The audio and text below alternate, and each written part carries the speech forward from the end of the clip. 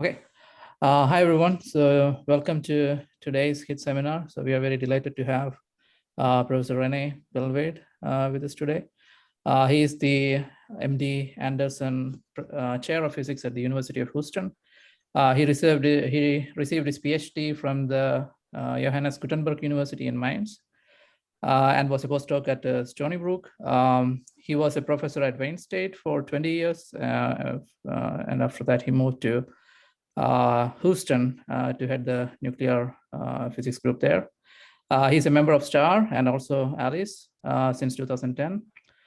So today he will be talking to us about our understanding of the QCD phase diagram and also some of the multidisciplinary efforts to understand the creation and evolution of matter under extreme conditions. So please go ahead, Rene. Yes, sir. Thank you very much. Thanks for the invitation. I'm going to try to share my screen here.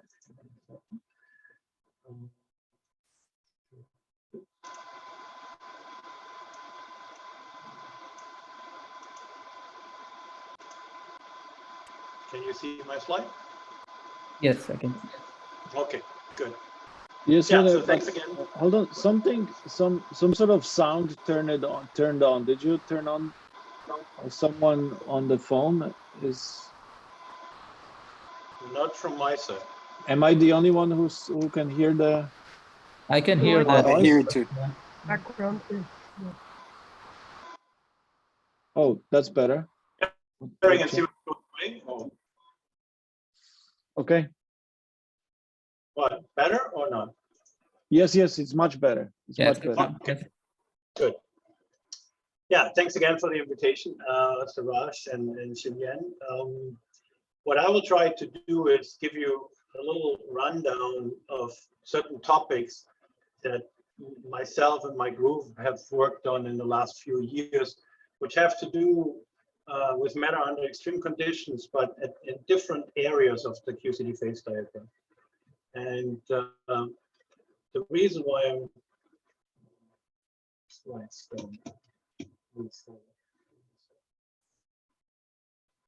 Here we go. The reason why I'm ordered to talk in this particular way is that you know, I'm in this field now for 30 years, and the field itself is almost 50 years old. So at this point in time, I can ask myself what still keeps me up at night when I think of my own research. And if you think of the big discovery of the quark-gluon plasma, that is also almost 20 years ago now. And you have a lot of good people at Berkeley that can tell you everything about the quark-gluon plasma, and you have heard many talks about it, so why give you another one?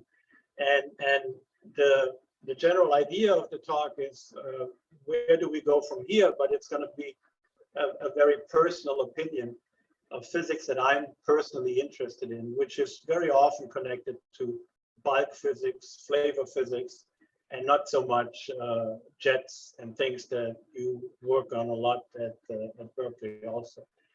And one thing that always I remembered from my PhD was that one of my mentors, Willy Reistov at the GSI, when I got my PhD in '89, he sent me on my way to Stony Brook, and he said, if during your lifetime as a physicist, you will only do research in one field of physics, you can either consider yourself extremely privileged because you don't have to learn anything new, or you can consider yourself maybe a little underutilized because, again, you don't have to learn anything new.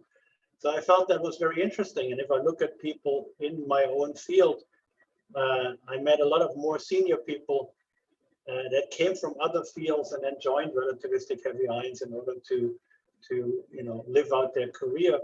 And we have to think about this a little bit too, because, you know, I think there's a time to do heavy ions, but we know already now there's a time to do electron-ion collider, there's a time to do potentially even lower energies at FRIP, but also at FAIR and so on. And the question is this still the same physics? So I wanted to look at this more from a multidisciplinary point of view. And I want to touch on three particular topics. And those topics are quantum collectivity. And you'll see what I mean about this when when I talk about this. And this is at the moment still very much related to measurements we do right now at the LHC and small systems. So this is a very low baryochemical potential, high temperature. Topic number 2, which was on my mind for the last decade, is flavor dependence in the QCD transition. And that's not only the case, I think, at the LHC, but also through all RHIC energies. And then the last topic I wanted to touch on is how, you know, the physics of, in particular, FAIR and maybe NICA might actually touch on the physics we now get from neutron star mergers from LIGO and Virgo. So in the end, I'm going to go to much higher baryochemical potential. All 3 of these topics I consider somewhat interdisciplinary, and that's interesting. I mean, if you work with astrophysics, it's not really interdisciplinary because it's still a part of physics. But what I'm talking about in quantum collectivity, we actually do with people in our chemistry department that work on this also for molecular structures. And I had a 4th topic on here. I gave a very similar talk at Texas A&M some 6 months ago. At that time, I still had the chiral magnetic effect on here as a topic because we have people working on qubit materials that are based on some ideas that have to do with the chiral magnetic effect. But after the measurement from STAR, I decided to leave that out. Didn't want to start any big discussions about whether the effect exists or not. So I'm going to stick to those 3 topics. What I'm going to do with these is that I'm addressing them, but I'm definitely not going to answer the main questions of it. I'm just going to pose some of those questions, and I want to show you how they relate to data that we actually have measured already. Before I do this, because it is a little bit colloquium style in the beginning, but obviously I'm talking to experts, so I'm going to run through this fast, but I'm going to touch on the things that were published over the last 15 years that relate directly to what I will talk about later on. So obviously we had the discovery phase of the quark-gluon plasma, all of the different indirect signatures of jet quenching, quark scaling, photon temperature, strangeness enhancement, and so on and so on. You can put your favorite topic on there. I think it's very unambiguous that we have a quark soup, and the hydrodynamic calculations gave us a very nice lower limit on the fluid imperfections, which led then to the AIP science stories of 2006, which was that we have essentially generated a near perfect liquid very close to the beginning of the universe. Moving on through other things that relate to what I'm going to talk about, the next one was the AIP science story 5 years later, namely the discovery of antimatter, and not just antiparticles, but indeed antimatter down to antihelium-4 by STAR, first published in Nature in 2011. And again, the interesting thing for me here is that essentially the molecular structure in antimatter in terms of the yields and the abundances behaves exactly like the molecular structure in matter. So the fall off parameters that you see here in the blue curve are exactly like the ones in the yellow curve. The next story is the strange matter factory, where you actually can then look at strange antimatter and make anti-hypermatter by replacing effectively a neutron with a lambda, for example, in Triton. Again, measurement by STAR first, but then also confirmed by the LHC, and again, Science and Nature articles in 2010.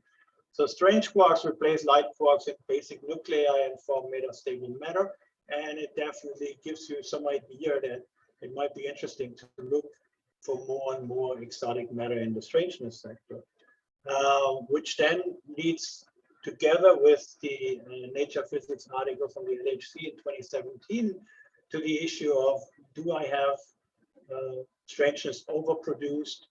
And if it's overproduced, can I find states of strange matter that might be exotic and produced in abundance?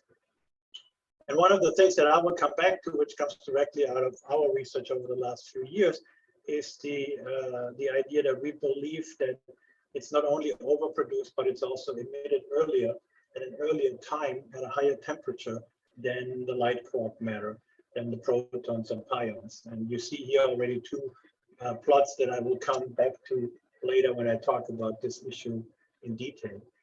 And the final thing that I would mention in this regard is a Nature article from 2020 from Alice that shows that strange baryons actually have an attractive potential to with other strange and non-strange baryons that might be very conducive to forming multi-quark states.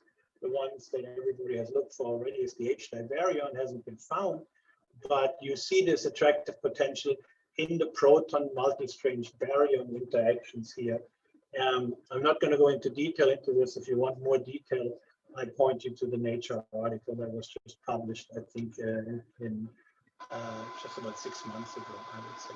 So you see here the attractive potential not only for the peak psi interaction, but also for the p omega interaction that we measure here, in comparison to actually lattice QCD calculation. So with this in mind, I'm going to talk about the global issue of hadronization in the bulk, and in particular hadronization in with strange matter, but also there is this hissing sound again. Nothing has changed on my side, so I'm not sure. Do you hear it? Yes, it sounds like a microphone close to the fan of some sort, but now it's gone. Now it's gone. Yeah, now go ahead. It's gone now. Yeah. No. Yeah, I'm not. I don't think it comes from my side. But tell me when it happens, and then I stop for a minute. So the first topic I'll talk about is quantum collectivity, and I want to go back to this whole idea of how we describe first the collision, but then also the hadronization after the collision in general. And the simple-minded picture is that effectively, when you look at the evolution of luminous matter, you have a very good understanding of the mass of the quarks through the Higgs mechanism, but then it becomes a little bit more difficult when you talk about hadronization and the mass of the hadron at the end. You have effectively two order parameters on the lattice, or in QCD in general, that you have to look at, which is chirosymmetry breaking and confinement. And it's not clear that these are terribly well understood. I think there's a lot of debate which of the signatures that we measure in relativistic heavy ions could really be, unambiguous when it comes to chirosymmetry and when it comes to confinement. And I think there are even some questions whether these two transitions happen at the same time. So mass generation as such, seemingly not so well understood. On the other hand, if you look at lattice QCD, and this is the famous picture from the Wuppertal-Budapest collaboration in 2008, at zero temperature, the interaction, the Lagrangian that you use on the lattice in order to mimic the interaction between the degrees of freedom, seem to lead to the exact right masses in the ground state, at least at zero temperature, for all the mesons and baryons. And I show you here only the light and strange quark baryons and mesons, but you know that this has now been also over the last 10 years extended to the charm and the bottom quarks, and all of these masses are very well understood in terms of an interaction term at zero temperature.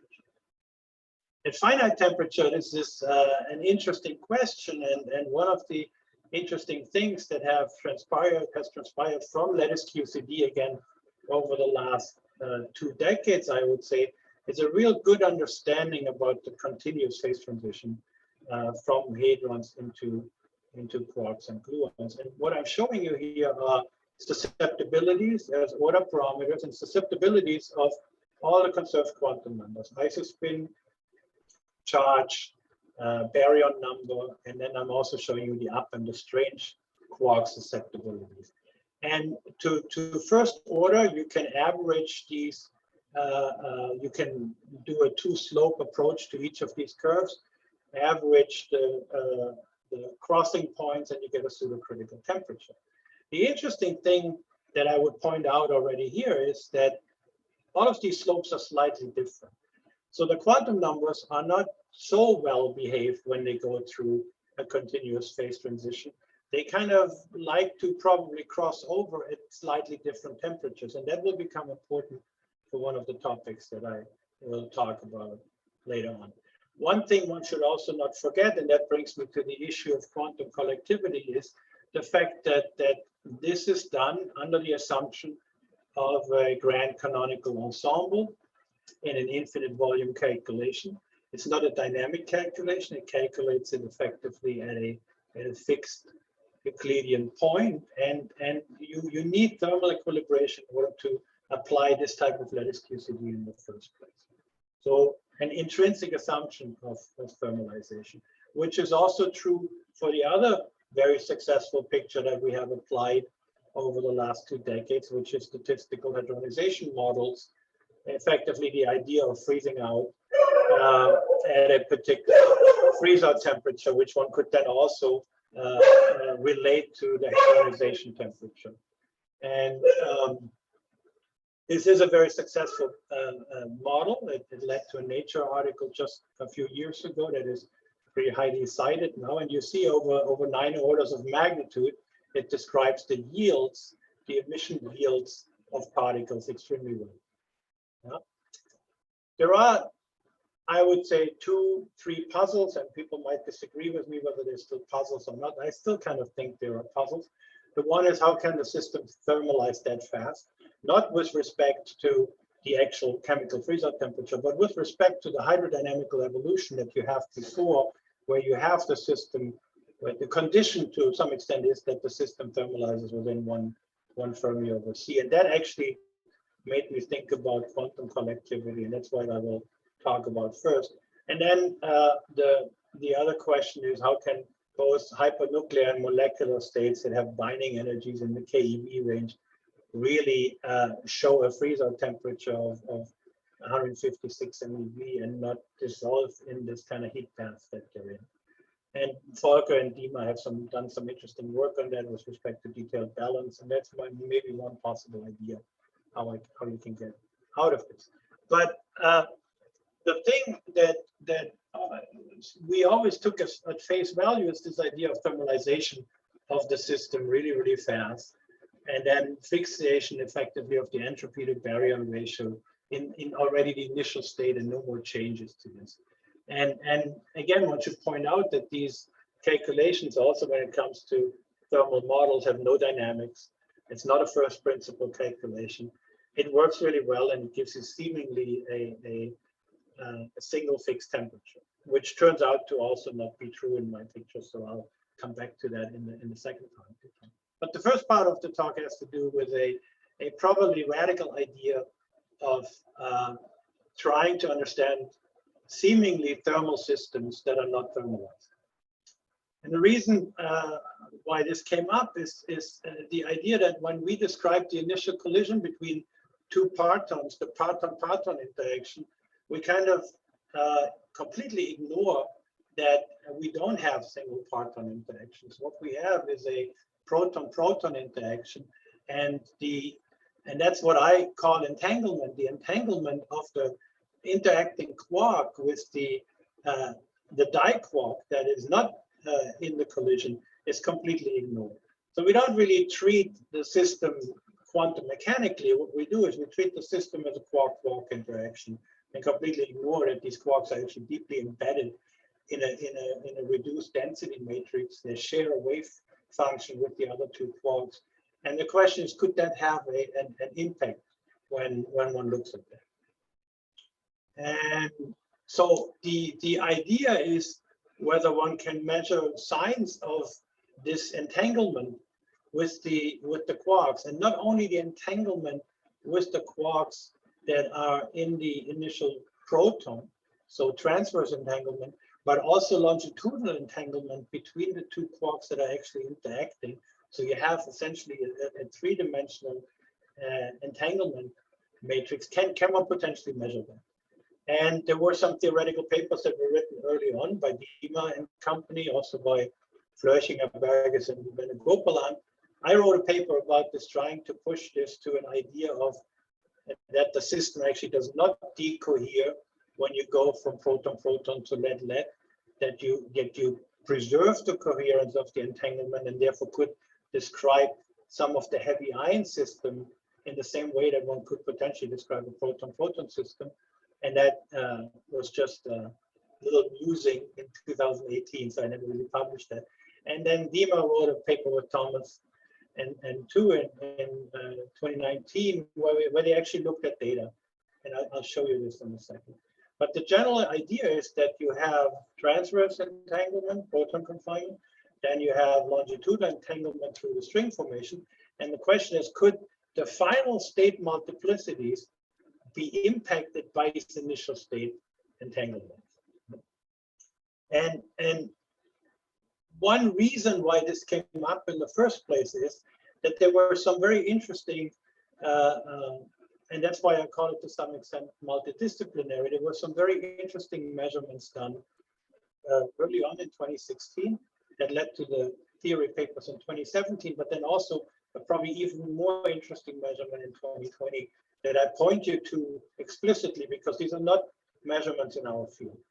The first one was the measurement by Kaufman at Harvard, just published in Science, which shows that you take a system of rubidium atoms in a Bose-Einstein condensation state, so very, very cold. The effective temperature is in the 5 to 10 joule range, and you disturb that system at a particular point, but you disturb it point-like. And what happens is that that disturbance propagates through the states that are entangled with each other. And it's a many-body system, but the entanglement is very limited to very few atoms. And if you look at these few atoms, they're seemingly, due to the quench, due to the disturbance, seem to together reach another temperature and seem to be thermally equilibrated at that other temperature, although there is absolutely no equilibration process in place, meaning there are no collisions. The system is in the condensation state, and there's nothing that could propagate the temperature except the entanglement itself.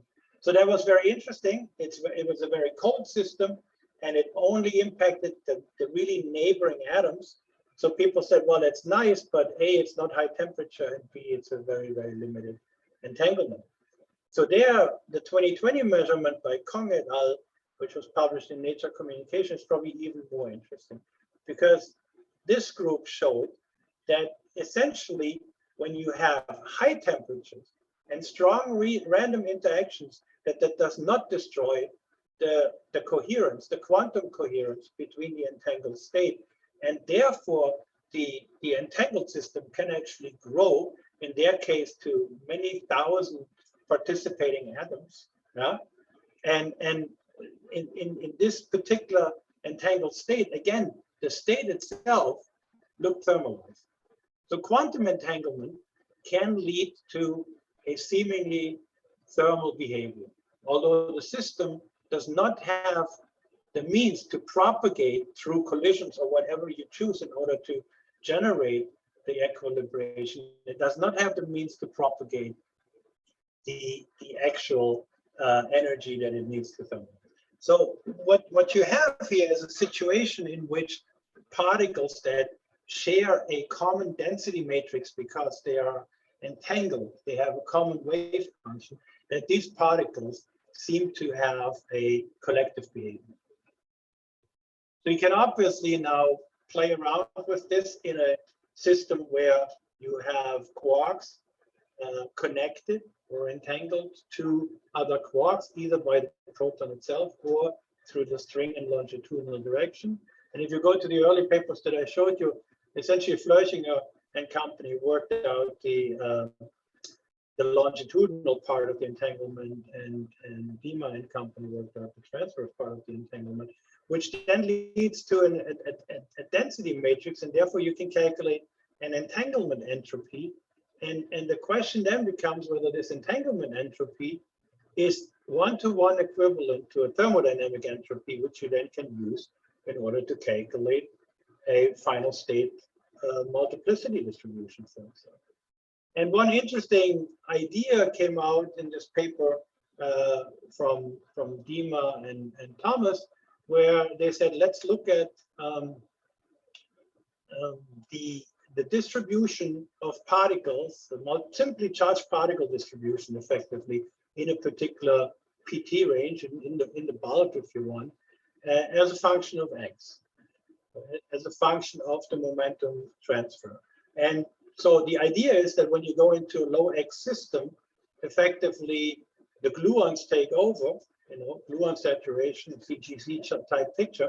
So if the entanglement is driven by the density of the gluons, and that leads to a final state particle multiplicity, then the entanglement entropy distribution that you see in the upper plot should go one-to-one with the charged particle multiplicity. That means the charged particle multiplicity as a function of x, of reducing the x, should have a slope.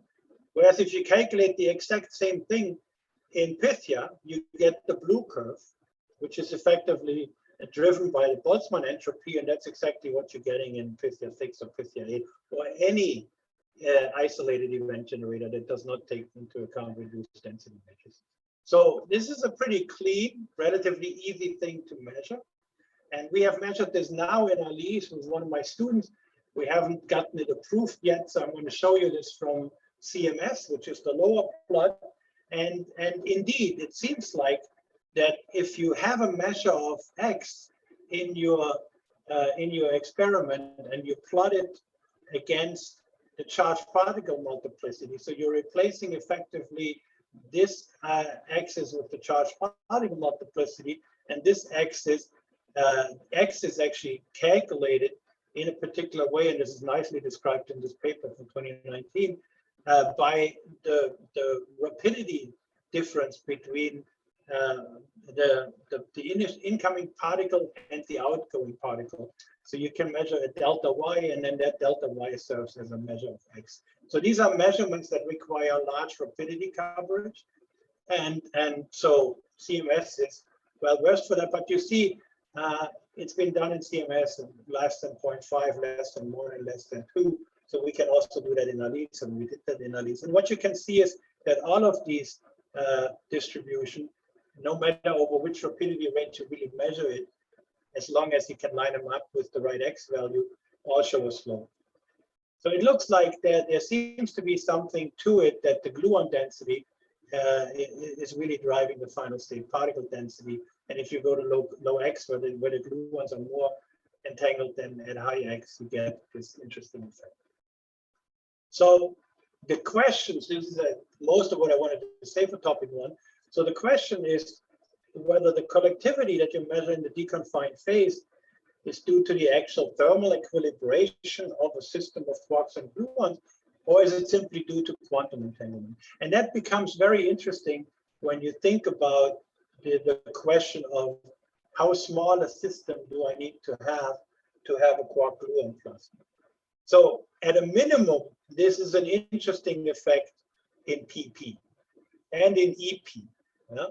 So the question becomes, is this mimicking a quark gluon plasma, a thermal distribution in small systems, but not in large systems?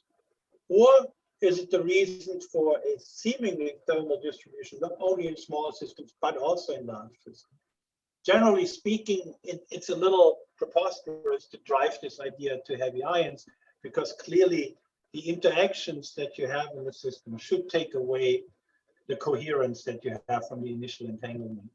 But let's play it through and see what these charged particle multiplicities show. And there could also be an interesting flavor dependency here. So which scale is really relevant? Is it the quark scale in the initial system, or is it the hadronic scale in the final system? And does the entanglement of the initial state determine the particle multiplicities in the final state, even in heavy ion collisions?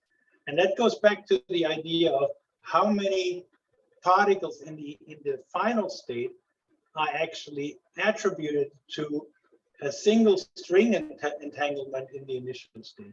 How many of your final state particles can you actually attribute to a single entangled state in your initial state?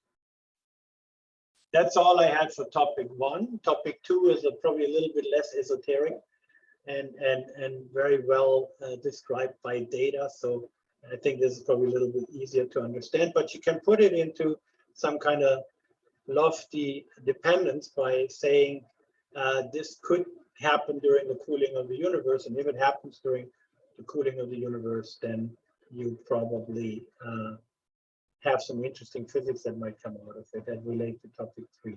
I see Matthäus raising his hand. Is it bad again or what? No, I don't know. May I go? I'm asking to the chairs of the meeting. I assume so. So, Rene, quantum entanglement. You showed the picture of the various quantum numbers, and then you showed the final state hadron multiplicities or abundances of each individual particle, which span indeed over a large number of orders of magnitude. That picture includes nuclei, right? How the formation of nuclei I explain with quantum entanglement. It's a very complicated then picture. You know what I mean? Like helium-3. I mean, I can draw all those lines in or strings or whatever we can call them between partons. Would you then say that in fact the quantum entanglement is important also for the lead nuclei, not only for the proton? So let's say that this parton is actually entangled with another parton, so that should have some sort of, I think, dramatic consequences for many other observables, right? Including like final state correlations, not just abundances of particles. Yeah, So it's a good question. Where's the signal of the correlations from the entanglement? It's a good question, because ultimately these two pictures cannot both be right. Yes. So what I tried to tell you is that this is an alternative if the system looks thermal, but it's not thermal, it's entangled. Now, if that's the case, if the entanglement drives these yields, then it has to drive the yields all the way from the pion to the helium-4. That's right. That it is understandable as long as you talk about the abundance of, let's say, even multi-quark states, right? Where really everything comes out of the same string or out of the same string splitting.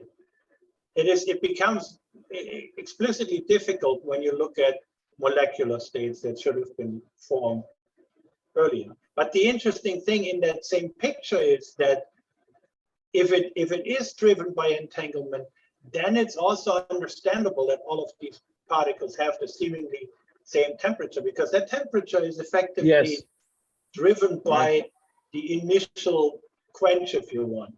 And therefore, they all should have the same temperature. In that sense, it's not so different from a picture that attributes it to a fixed entropy to baryon ratio, because a fixed entropy to baryon ratio would also be fixed early on in the interaction and then never change, right?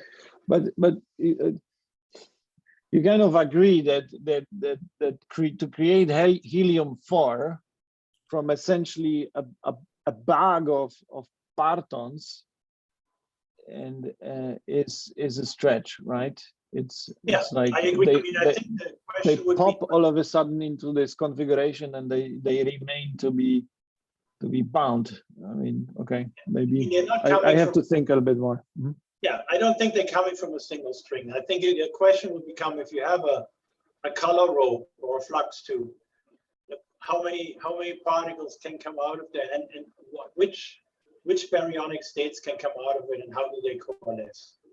I mean, you might still have a coalescence part that has nothing to do with the thermal part of this spectrum, right? But then they should hopefully come at the different temperatures, right? Because well, it's I think ultimately the Volcker argument of detailed balance might come into play. I mean, this is really a question of where I'm trying to describe what other people describe at 156 MeV. After that, so you say some other conservation laws might come in later to bring it together. Okay, good food for thought. So I stop here, but thank you. That was interesting. Thanks a lot. So the second one I wanted to look at is the question of flavor dependence, and obviously there is a lot of controversy, let's say, between our group and GSI Heidelberg, let's call it this way, where, you know, for the longest time we have believed that there is one single freeze-out temperature, therefore one single hydrogenization temperature, and it coincides with the standard pseudocritical temperature from lattice QCD. As I have shown you already before, if you take different order parameters on the lattice, you get slightly different temperatures. And one thing that has been well known on the lattice for the longest time is that there is a quark mass dependence when you look at flavor susceptibilities. That's nothing new, that's nothing surprising. I mean, the question that we have asked is whether the mass of the strange quark plays a role when the heat mass that the strange quark is in is almost at exactly the same temperature than the rest mass. So you're talking about 100 MeV strange quark in 150 MeV heat mass. Why should the mass not play a role? And mass dependence translates to some extent into flavor dependence because, and we have always accepted that when it comes to heavy quarks, but with the strange quarks, we always considered them in agreement with the light quarks. If you look at this in a little bit more detail, so here is the big scale of the vastly different masses of the quarks, but again, the strange quark is not where the light quarks are, right? It's as far away from the light quarks as the charm quark is away from the strange quark. So the question becomes, isn't the heat mass playing a role? Yes, the strange quark can thermalize, but does it, because of its mass, still freeze out or hadronize at the same temperature? We know, and we have for the longest time used the thermometer in the charm sector to say, you know, they're not freezing out, they're not coming out at the same temperature. There are differences that are driven by effectively the quark mass. Yeah? So on the lattice, it looks pretty straightforward, and we wrote a series of papers about this in the last 5 years. So I had the privilege to work with Wuppertal Budapest for the last 7 years or so, when we wrote quite a few papers about this. And what you see here on the left-hand side was one of the first ones. It's a difference between the pseudocritical temperature of the light quarks and the strange quarks. And you see that's about 20 MeV difference. And you can't really see in a continuous plot. You would have to plot the derivative to really see it.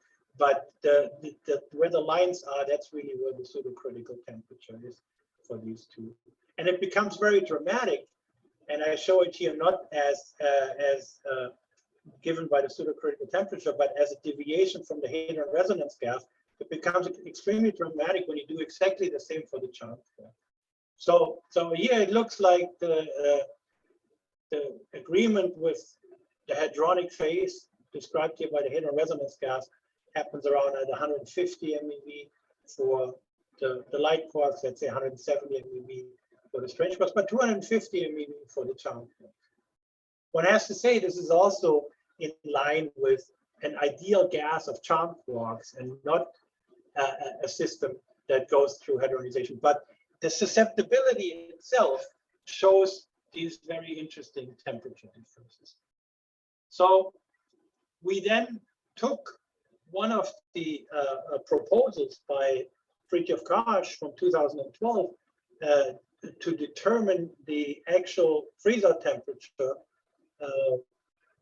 particle dependent, quantum number dependent, flavor dependent, namely the famous event by event fluctuations, in this case C4 over C2, or in terms of susceptibility chi4 over chi2, in order to determine a freeze-out temperature. And when you do this on the lattice, continuum extrapolated, and this was our PRL in 2013, you see indeed this difference of 145 MeV to 164 MeV for the light quarks. So obviously, this is a nice lattice calculation, infinite volume with all the problems that lattice calculations have. The question is, can this be experimentally verified? And maybe one little aside is that on the same lattice, you now can, in particular, when you look at heavy quarks, you can actually turn on by you are doing a partial pressure calculation, you can turn on the bound states. You can see what the mesonic and the baryonic bound states are doing by looking at quark correlators. And that was done by Swagato and Peter Petrecki in 2016. And indeed, there is a significant contribution of meson and baryon-like bound states above TC, above 156 MeV. And it reaches out all the way to 200 MeV for particular parts of the sector. So you see this effect quite easily when even on the lattice, when you look at not closed charm but open charm, you see this effect. So the question really becomes, before I go into the measurements of the moments, let's just still look at the yields. And I showed you it works really well over 9 orders of magnitude with a single temperature of 156 MeV, but does it really? So we looked a little bit more in the details, in particular in the Alice collaboration. We also have 2 different energies at 2.76 TeV and at 5 TeV. And the effect of 5 TeV is a little bit more dramatic than at 2.76 TeV, which is something that the collaboration is struggling with, and that's why we still haven't fully published the 5 TeV data. But you see it already in the 2.76 TeV data. You see the depreciation in the protons and the enhancement in the strange baryons. Now, if you plot it over 9 orders of magnitude, it doesn't look like much, right? But if you do the same thing and you allow the particles to choose their own freeze-out temperature, and we use the beautiful FIST model that Volodya has nicely made public for everybody, which is a beautiful piece of work. And we used it here in order to show in this paper from 21 that the 2 temperature fit is significantly better than the 1 temperature fit.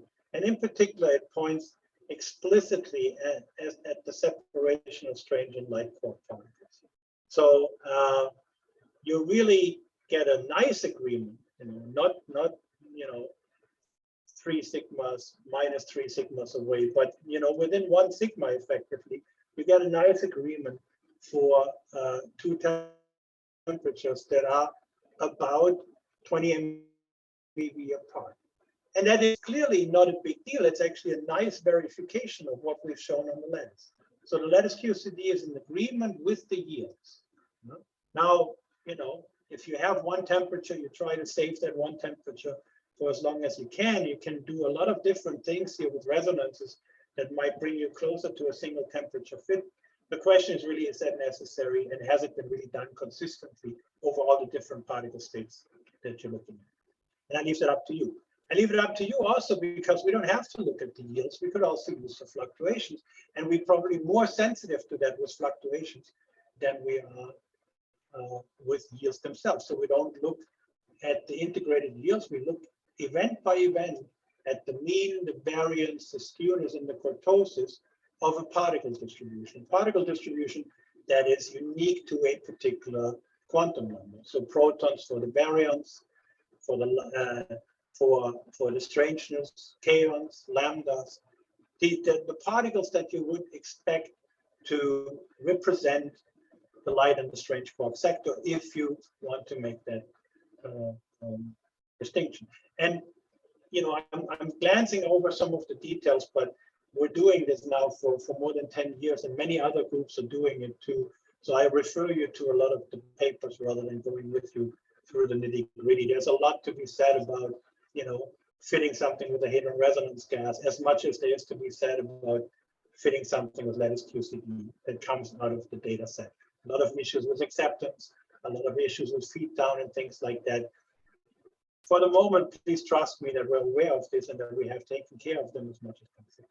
So we did it first for the star protons and the charges, then we did it for the star kaons, and then we did it for the star lambdas. And the last one is actually a star paper. The first two were few author papers together with the theory group here at UH. The problem in ALICE is that when the net mean goes to 0, the uncertainty for the low moment ratios blows up. So this is much easier done and better done at finite barrier chemical potentials than it is at 0 chemical potential. So you see way more star data here than you see on these data.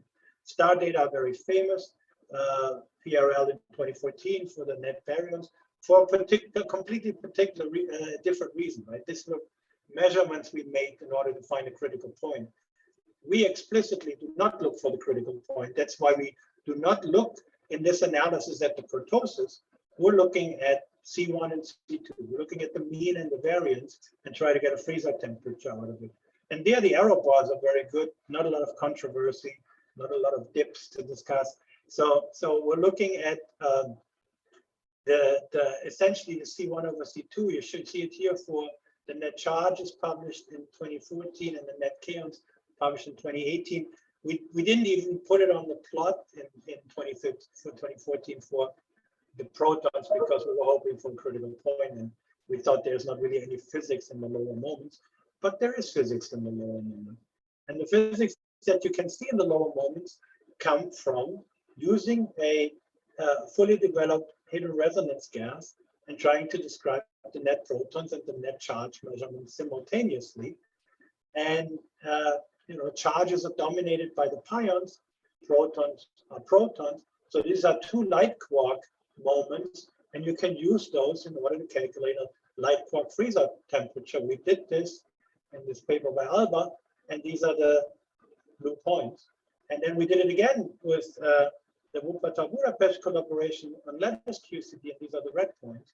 And you see a nice agreement and a temperature that is about 20 MeV lower than the standard thermal model calculations by Clayman, Specatini, Braun, Stachel, and so on. So then we took the kaons and you did it for the kaons. And what you see here is when you do it for the kaons, you get a 20 MeV higher temperature. Then we did it for the lambdas and we compared the lambdas, and the lambdas go with the kaons and not with the protons. So we have now a rather consistent picture, which then was also kind of independently verified by first by Bloom and Nargang, and then also by Ratti and Ronja Hostler by using partial pressure measurements once, and by also using yields and particle antiparticle yields by Bloom and Nargang. They all got the same result. You essentially see the separation between strange quarks and light quark freezer.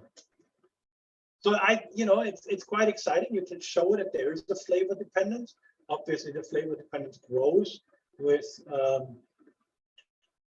the mass, and what has become very popular right now with all these statistical hydrogenization models is trying to put the charm into the same kind of framework by effectively, that the charm is not produced thermally, but you also know from the measurements, from the beautiful measurements by Star in particular, that the charm thermalizes along the way. So you can put a fudge factor, a fugacity factor in there in order to capture the initial hard scattering yield of the charm, but then you can develop the charm thermally in the same way you develop the up, down, and strange quarks, and you can see whether then the charm freezer temperature agrees with the light and the strange freezer temperature. And depending on, unfortunately, you have this fugacity factor. So, depending on the fugacity factor that you choose, which should be well defined by, for example, J-psi measurements in the elementary system. But there is still some controversy in the field. Depending on the fudge factor you choose, you either get an agreement with the light and the strange quark temperatures or a disagreement. So we have the same issue in the charm sector, and I'm not showing you that here because the paper is being written as we speak. But we believe that we can show that the thermal charm at the end of the thermalization has a higher freezer temperature than a nice cross check is to measure so-called non-diagonal correlations. So you can measure correlations between protons and kaons. So you effectively measure a correlation between a light and a strange quark, and you can see how much that is impacted by the different freezer temperatures. And one thing we did here is that when you do net lambda over net kaon, you really specifically, and I point you to this paper again, specifically get the VS correlator isolated. And when you do that, you see again that the data follow a higher temperature than the low temperature that you would expect if everything freezes out at the same. And then finally, in this paper that I showed you before, we did it back to the yields. And if you do the yields precisely, in particular at the highest or least, but then also at all the different beam energy scan data from star, you see the separation of a light and strange particles in a beautiful way throughout effectively mu b up to the highest mu b. And this is actually an interesting effect that we're waiting now on beam energy scan 2 data, because if there is a critical point, those two curves need to come together. And you can decide for yourself whether you think there are different slopes here at the end, and they will come together. The error bars are quite large at this moment, but this is quite intriguing to see, because all water parameters have to fall onto the same temperature at the critical point. And the other thing I would point out here is that we found out early on in measurements before 2010, actually Dan Magistro wrote a paper about this, that the kaon is very insensitive to the temperature, and therefore we used the kaon also for the light quark fit here. We were criticized in the paper for that, so we now replace the kaon with the deuteron, and we do a proton pion deuteron fit, and it looks exactly like the proton pion kaon fit. So the effect is not due to that we overcounted the kaon. That is also an effect that does away, and this is a new paper we just finished. It does away with canonical suppression, in particular at the highest energy. Canonical suppression exists, we believe it, but canonical suppression is energy dependent. And we believe that in particular at the least energies, even in the PP system, we reach a temperature where there is no more canonical suppression. So the question then becomes, how can the PP system show this very, very strong dependence as a function of charge particle multiplicity?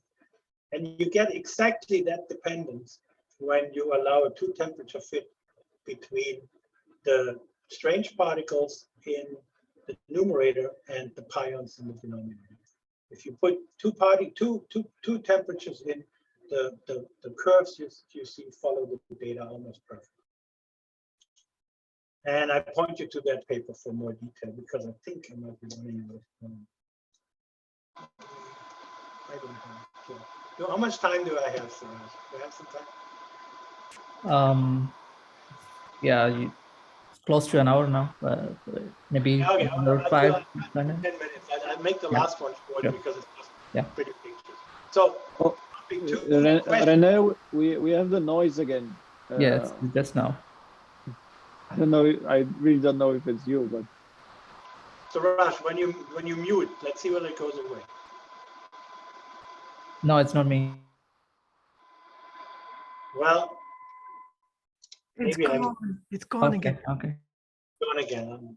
I'm sorry. It might be me, but I don't know what it is. So I'm not going to move much. That's right. So the questions that I have for you for topic 2 is there flavor hierarchy in the cosmic hadronization process? And can that lead to preferred states of hadrons in cosmic matter? So I'm trying to make the link to my last topic. And clearly the link to my last topic would be finding multi-quark states with a lot of strangeness abundance. And one has to be fair at this point. I think we looked for H-type baryons for many, many years. I have 3 students trying to find strange pentaquarks and tetraquarks in ALICE and in STAR. And if we would have something, we would tell you. So we are puzzled by the fact that the charm sector shows all of these multi-quark states and the strange sector does not.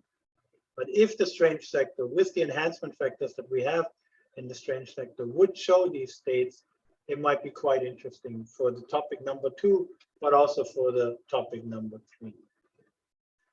And the topic number 3 has to do with stuff that has become really popular with the gravitational wave discovery, which is effectively the question of whether you now, by measuring gravitational wave, have a handle in general on the equation of state in dense stellar object, and B, in particular, on the composition of the core of neutron stars.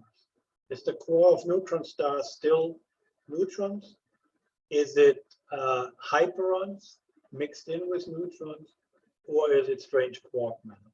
So you see strangeness plays a significant role in that, and the equations of state between those 3 different options, just proton neutron matter, hyperon matter, and strange quark matter, is sufficient. They're sufficiently different that you can get at them from 2 different angles. You can get at them from the ringing of the gravitational wave, and you can get at them by measuring dormant neutron stars, the mass or to radius ratio. And this is quite interesting. It's quite exciting. The question is, it caused a lot of buzz, but what can be really done? And when you see what can be really done at this moment in time, you kind of lower your expectations a little bit. And I want to just at the end show you a little bit about that. So the measurements in the heavy ion sector that go with that are strangeness enhancement, strange matter enhancement, and attractive potentials between strange baryons and non-strange baryons. So hyperon matter would therefore, with an attractive potential in it, the idea of protons and neutrons, pairing with psis and omegas would make for a very attractive piece of matter in a neutron star. So equation of state is something that our theory group is working on heavily. So UH theory has joined 2 different astrophysics collaborations funded by the NSF, MUSES and MP3M. And they're working on this heavily. And again, it leads now to this idea of by going to high baryon density, by making a link between energy densities that you reach now at very low beam energy scan energies or at fair energies, and linking those to what happens in neutron star mergers. And then potentially having also an idea with radius and mass measurements down to neutron stars that are not inside the molecule. And one of the things is, if you believe in this idea of thermal models and also the idea of enhancement, you can now go and calculate exotic states that are very, very interesting in terms of what could be happening in neutron stars. And you see here the difference in yields depending on what's your favorite temperature. And you see those things change quite dramatically, sometimes almost an order of magnitude when it comes to hypernuclei.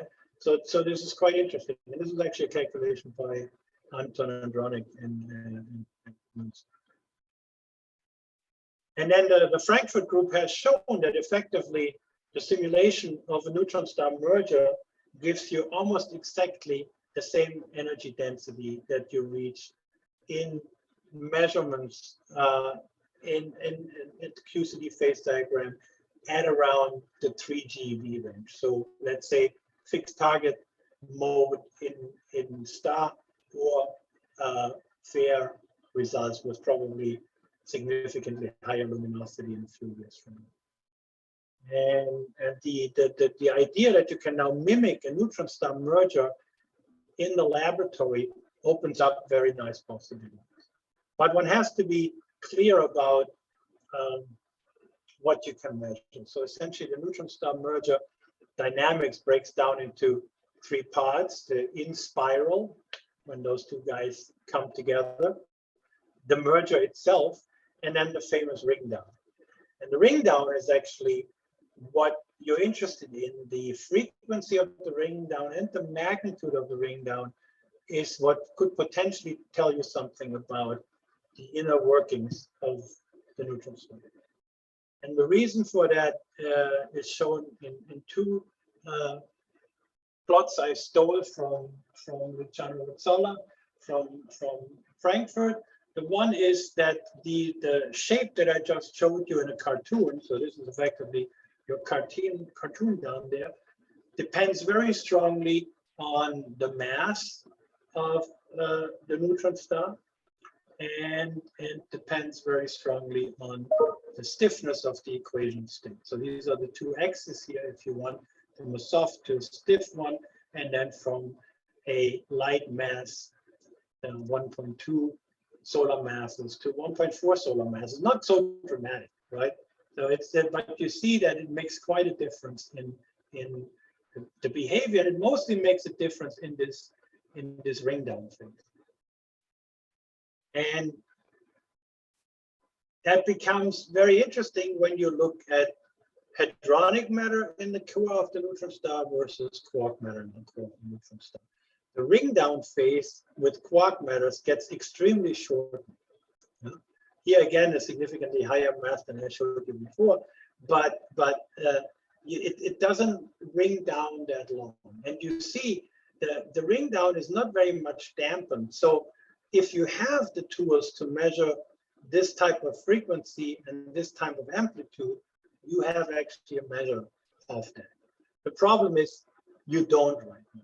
So the gravitational wave analysis up to now really does not reach the frequency range and the amplitude range of the ring down. It mostly focuses on the merger and the in spiral. So it does well in terms of frequency resolution and in terms of amplitude in this rather large part here, but it doesn't do well at all. Now that the gravitational waves have been found, there are better experiments planned. And I would say in a decade from now, there will be measurements of ring down that will give us more information about this.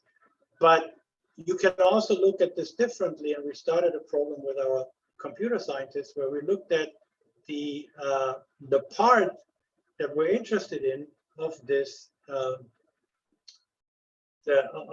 wave spectrum, and we tried to see if you change the decomposition of your analysis, which are called pi-CBC analyses.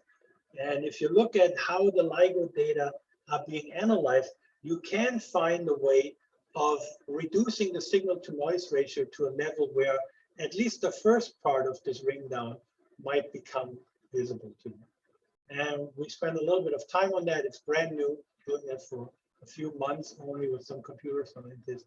And we found a way to improve the signal to noise for all of these events. And the one in 2017 is actually a neutron star, whereas the first one is a black hole merger.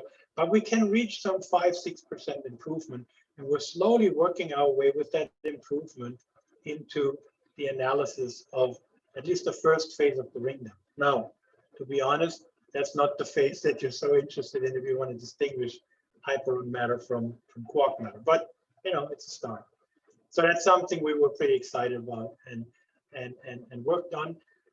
This goes obviously hand in hand with the idea that there could potentially be at this energy the critical point towards the first order phase transition, and that would also significantly impact the waveform that you're seeing, and that's shown in these calculations here by the Frankfurt group. I don't want to go into detail of that. I'm just showing you this. In the end, the equation of states, when you look at them, so you plot pressure versus density, look all very similar when it comes to quark matter versus hyperon matter versus nucleon matter. They don't seem so different. But then when you plot the mass versus radius ratio, they are, at least in parts of this phase space, considerably different. And the big question right now is, you know, can we get hypermassive neutron stars out of neutron star mergers? Is it two solar mass neutron star possible or not? is that already classified as a black hole? And you should discuss that with your astrophysicists. I'm not going into this, but generally speaking, you have with, you know, physics that comes out of relativistic heavy ion, something that you can do that relates to dense stellar matter. So here are the questions that I would leave you with, which relate not only to the gravitational merger measurement, but also to neutron star, very precise neutron star mass to radius measurement from the NICER satellite. So you're logging, in particular when you sit in Houston, you're logging right into the NASA program, and you do a little bit with people at NASA.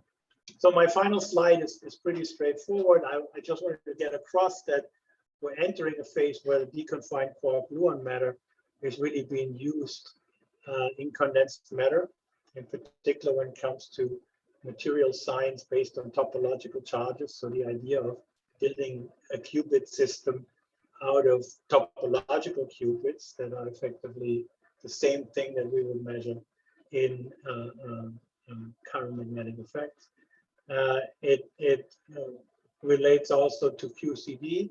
I talked a little bit about quantum entanglement. It relates to cosmology, and I talked a little bit about that.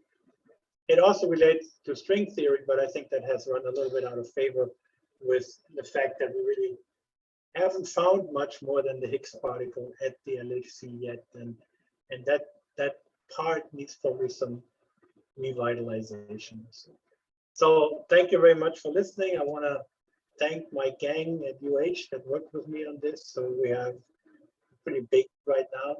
I put the theorists in red, and we're getting bigger on the theory side. So we have three professors, 3 postdocs, and 13 students. So that's a pretty good size group, and they're all doing great work, and I'm very happy with them.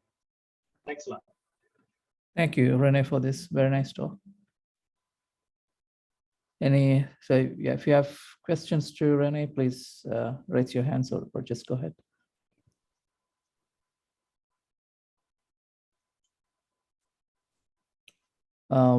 Vladimir. Hey, hello, Rene. Yeah, thanks a lot for the talk. Yeah, I have a question about your fits with 2 temperatures for different flavors. Maybe it's a little bit technical, but still I would like to ask it.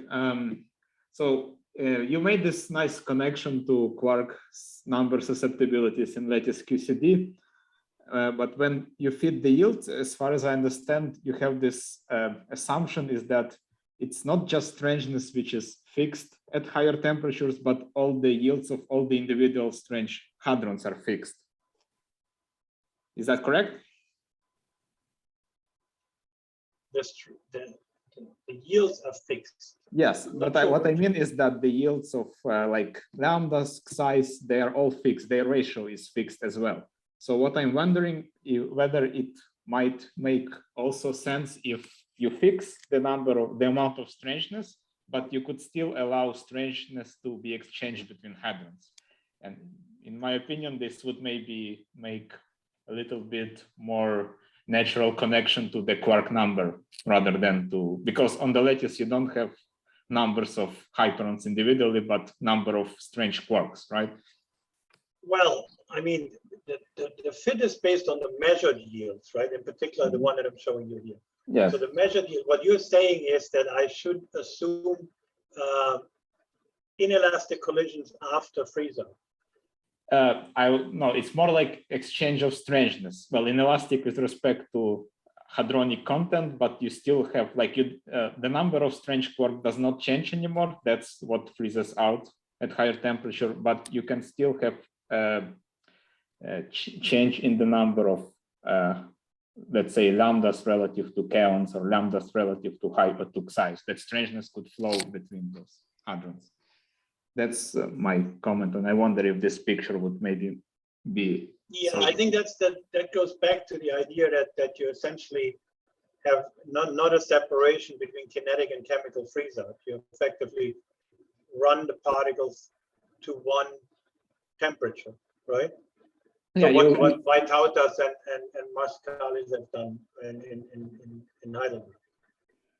I'm trying to see what changes for me then. I mean, if I don't have control over the multiplicity, if I let the multiplicity change after the freeze-out temperature, then obviously it impacts the resulting temperature.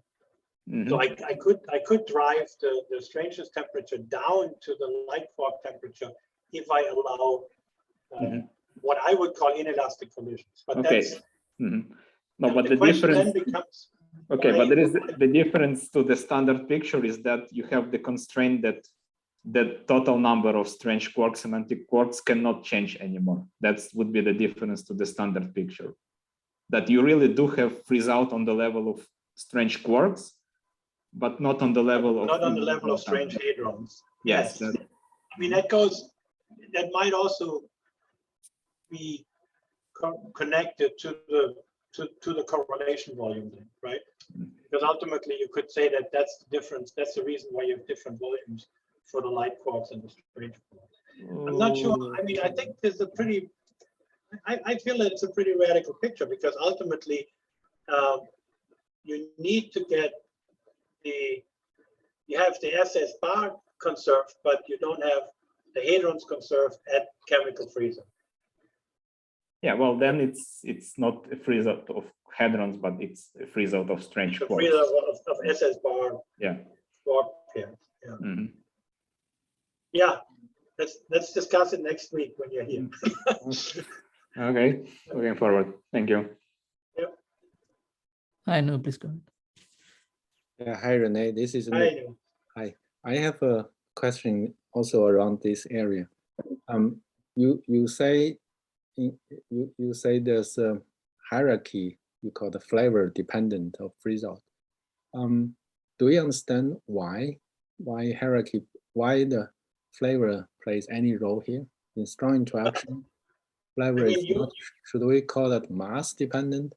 Yeah, call it mass dependence. I mean, it is a mass dependence. I mean, it is a mass dependence, but the flavor goes with the mass, right? So I always call it a flavor dependence. You always call it a mass dependence, but we agree.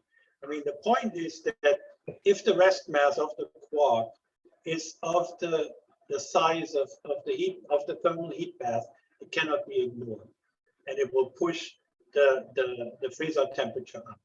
And that comes out of every lattice QCD calculation. That's why I showed all of this. It is a mass dependence. Here, it's really the mass. Okay, so in the lattice calculation, what is the value of masses they use for they use a bare mass like at Z boson? Yeah, they use 90 MeV for the strange quark, and I think 1500 for the charm quark. I see. So you effectively have these masses around 100 MeV. So I think Wuppertal was 90 MeV. Okay, thank you. Very nice talk. If there's no other questions, I can ask another one. Oh, okay, I'll wait. Okay, yeah. No, please, you go ahead. I'll wait. Okay, this is a little bit because Rene talked entanglement. Also, I just trying to see the entanglement between your part 1 and part 2, because if there is a mass hierarchy, where is the entanglement? I mean, your second part you talk about mass hierarchy, and the first part you talk about initial condition dictates all of the system until freeze out, right? Yeah, and I said that in the beginning. I mean, only one of these two pictures can be right? Okay. If you have lattice QCD, you already make the assumption of the grand canonical ensemble. At that point, entanglement does not play a role anymore. The decoherence of the multi-quark system destroys the entanglement.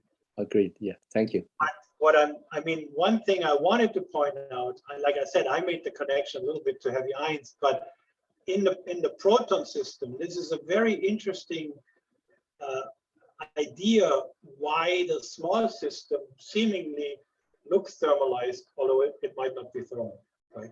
So if you have a system that does not decohere, then entanglement is an explanation for some of the things that we now attribute to thermalization and collectivity, although the system is not you know, it was not big enough, it was not fast enough to come.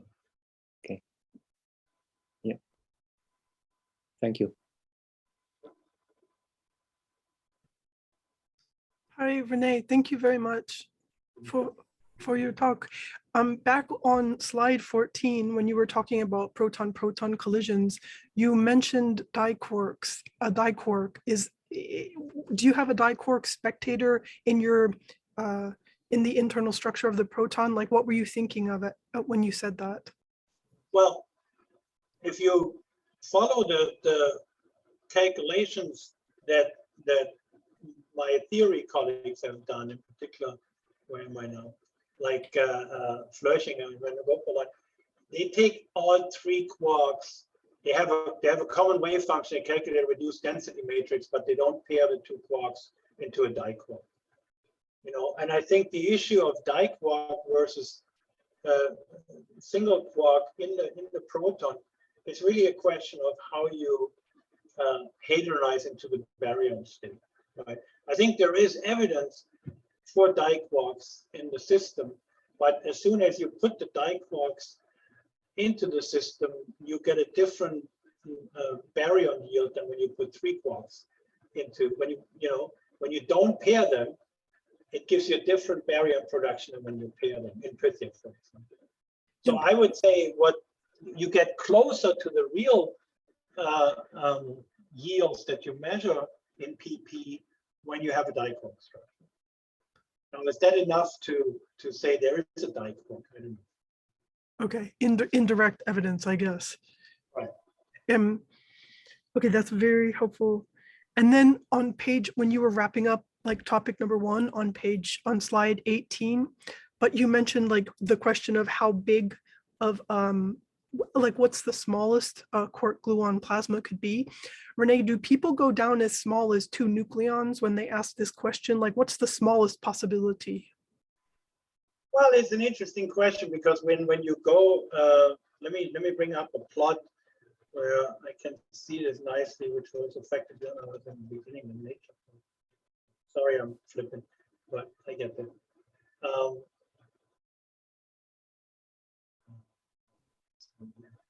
Yeah, maybe here the lower one from our own paper. You see, there's a number of charged particles, right?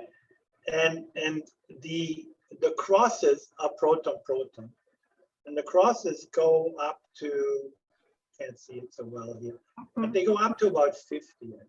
So in a proton-proton collision, you can get anything from 2 particles coming out to 50 particles coming out. Let's say at these energies.